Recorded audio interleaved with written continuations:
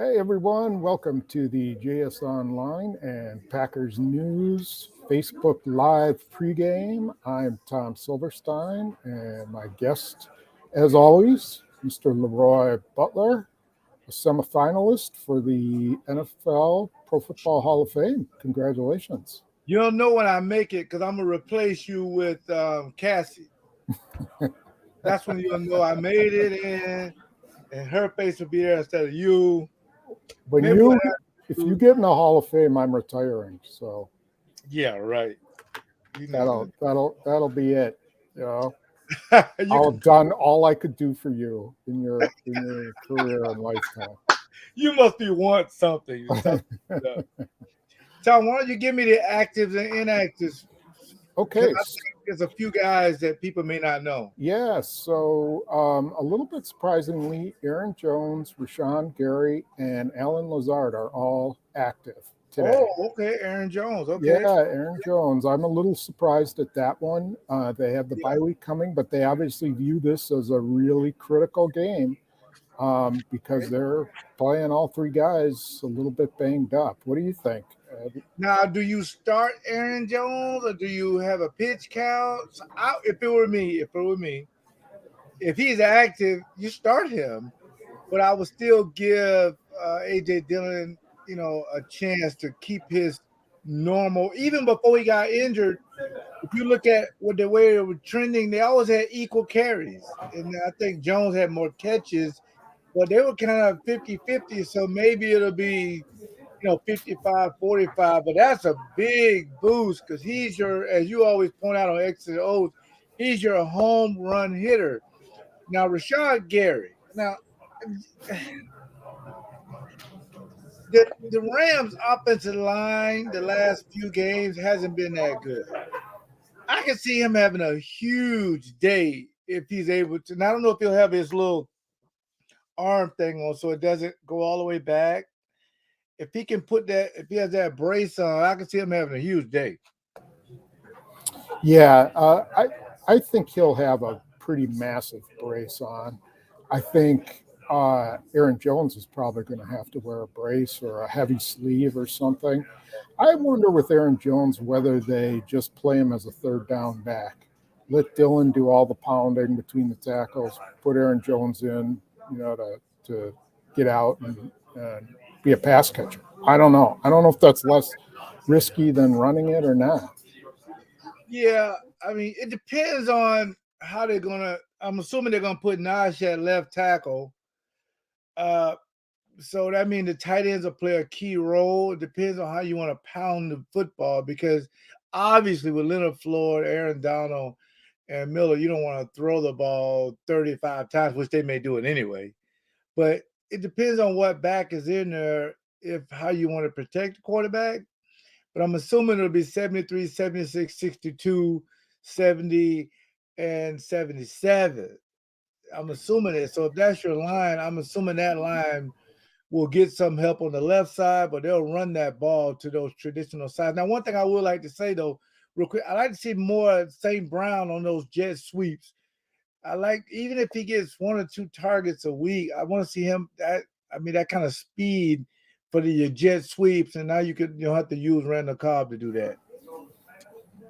Yeah. Do you think they sort of opened up the game last year with, or, I'm sorry, last week with MVS getting it, trying to throw the ball down the field. But do you Yeah. risk that to start with, Donald, Floyd, as you mentioned, Miller, the possibility of giving them some chances to hit Rodgers? I, Yeah. what do you do? Do you take that shot if they're giving it to you right away? Absolutely. Because you know where Rams is going to be with Devontae Adams. He's going to follow Devontae Adams. You got MVS in a great, and let's stay with MVS for a second. That's why the Packers didn't overpay for OBJ. They thought that coming off an injury, MVS, St. Brown, and Lazard, that three guys together package is better than what OBJ can do. So why would they overpay for that? So just to put that to a side for a minute. But I would definitely do it off of play action, screens, draws, jet sweep action, go deep. Because when you do these kind of actions for defense, and I was on a number one defense before, sometimes you only need one guy to take a false step or one guy to get confused. There's your big play, and you got to be patient with it. So it's something you have to set up, and that could be running the ball 7 straight times. And that one time the safety gets nosy, that's when you take MVS down the field. Okay. Yeah, that certainly seems possible. What, how do you think the Packers are going to react after coming off the Vikings loss? I mean, it was a tough loss, but they were in it the whole time, and this is their last game before the bye. What do you think their state of mind is? I think one of the biggest things, if you look at, I go all the way back to the Cincinnati game, a game that you struggled and didn't play well, but you won. It lifts your morale. Well, it can be the same thing true when you play pretty good on one side of the ball, and that was the one time the defense didn't play well, giving up 34 points.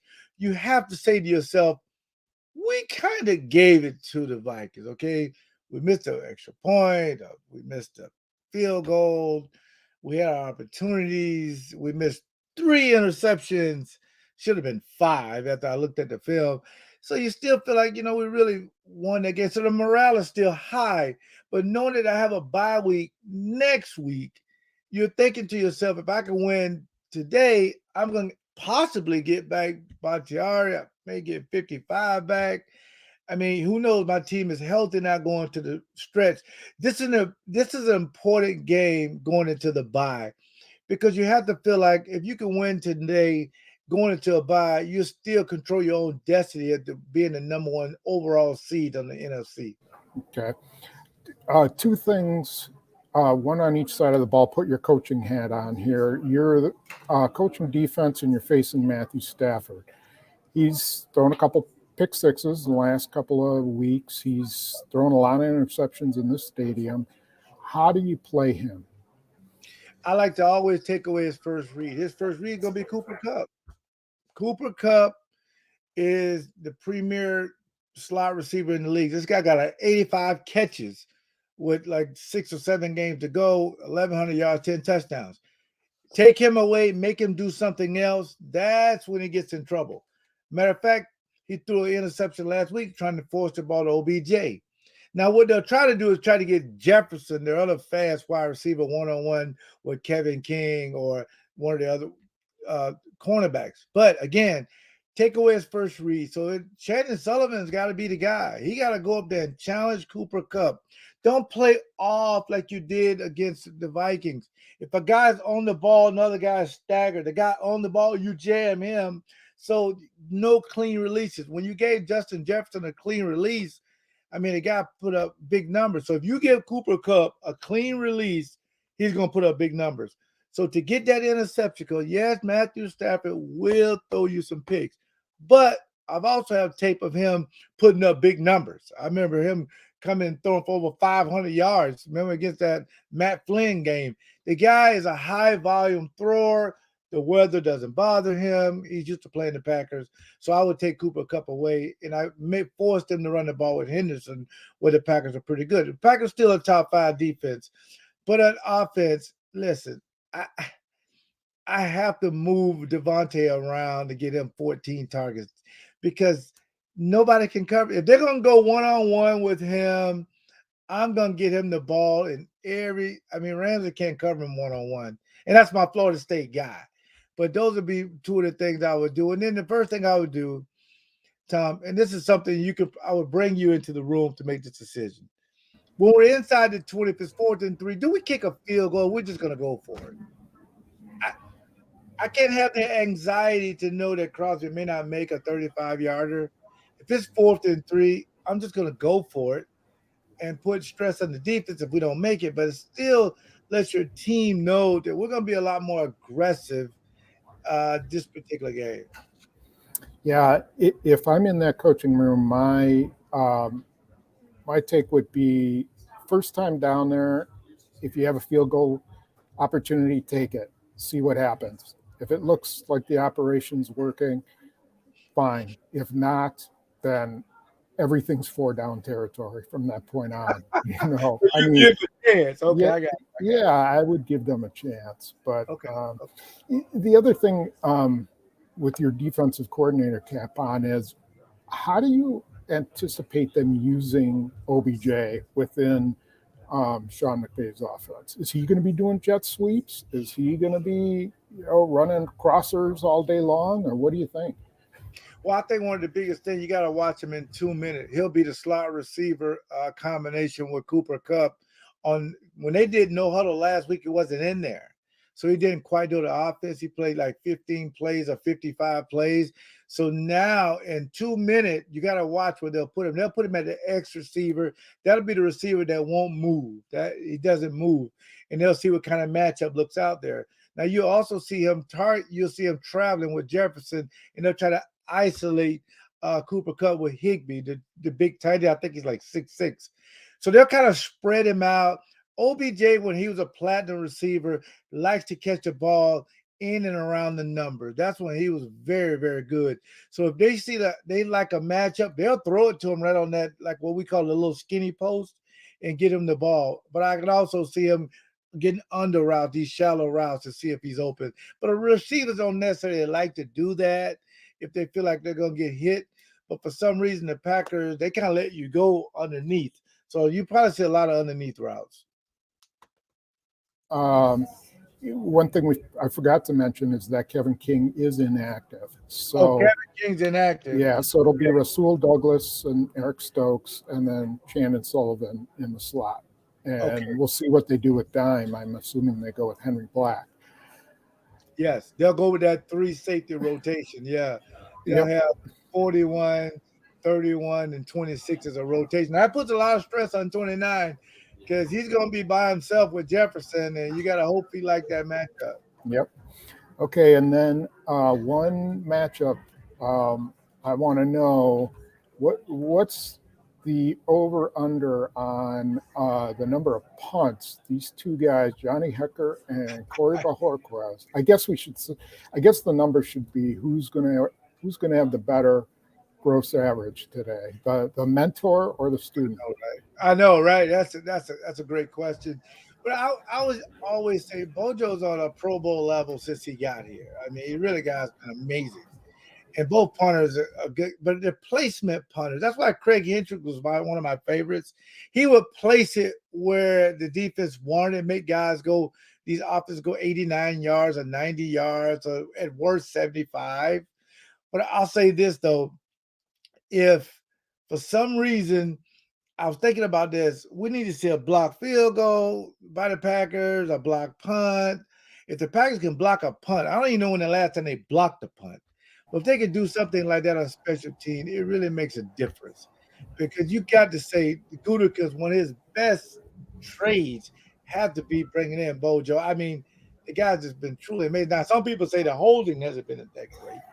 But I will say that was a great move for the Packers. But we used to say in our head, Tom, if we make you punt 5 times, we've defeated you. Now, that was a number one defense. If you punt twice a quarter, that's 8 punts. That's a lot. Okay. So if each team makes 5 to 6 punts, it can be a struggle at some point. But the Packers got to keep it in the 20s to win. Don't make it a shootout. Okay, quick trivia question for you. What Hall of Famer in his rookie season blocked a punt for an opponent, familiar opponent, at Lambeau Field? Herb Adderley. Opponent. Oh. I don't know. Come on, you were on the field. I'm pretty sure you were there. 5, 4, 3, 2, 1. Isaac Bruce. Do you remember that? Against the Rams? Oh, yes. The guy was hardly playing. Hall of Fame. Yep. I think Packer probably blocked one, but yeah. Yeah, I think you guys won by a ton, but you blocked a punt. I'll never forget that. How do you know that? I don't know. I remember a lot of really insignificant I think Bill just texted you that. Yeah, I can't remember what Bill's name is, but I can remember Isaac Bruce in 1992 or whatever it was. Anyway. Yeah. All right. That's it. It looks like a beautiful day. There's a few clouds. The sun is out. No snow, nothing. Going to be a good day. It is windy, though. It's really windy. So we'll see how that plays out. That's why that was a good question about the punter. That was a good question. All And right. I want to, well, I already made my prediction, but I want to thank a few people. I want to thank Anthem Blue Cross Blue Shields of Milwaukee. I'm on my, I think, 14th vaccine event going into December. We gave out 1,133 turkeys and hams. So I want to thank them for sponsoring that. And that takes me into Pick and Save. Pick and Save not only has helped me do that as well, but I'm developing my next cookbook. But you can also get the #1 vodka. We won an award for it. Go to leapspirits.com. And, we were very proud of that. So go to any Pick and Save, anywhere that sell alcohol, and just ask for a Leap Vodka, the award-winning vodka. You can also get my brats there, which is good for tailgating. And so I want to thank you. And another thing I want to think about, I want to feature my best friend's book, Charlie Barron's. This guy is truly amazing. If you're coming to Wisconsin, okay, which a lot of people do, you have to pick up this book. Okay, it tells you how to survive, and you can make fun of us. We don't care, okay, but we love it. But Charlie Barron's, I love him. He's a great guy. Actually, we have 3 winners that we'll reveal later that get a chance to tailgate with me and Charlie after the Viking game. So go there and pick the book up. If you're visiting Wisconsin, you need this book. Trust me. And I even have a copy for you, Tom. So okay, cool. I love Charlie Barron's. He's hilarious. Yeah, right. So I wanted to make sure people know that. So I appreciate that. And I appreciate all the fans. And go Pack. All right. And we will be with you early next week where I have questions and X's and O's and heading into the bye week. So have a good game, everybody. Enjoy yourself. See you later.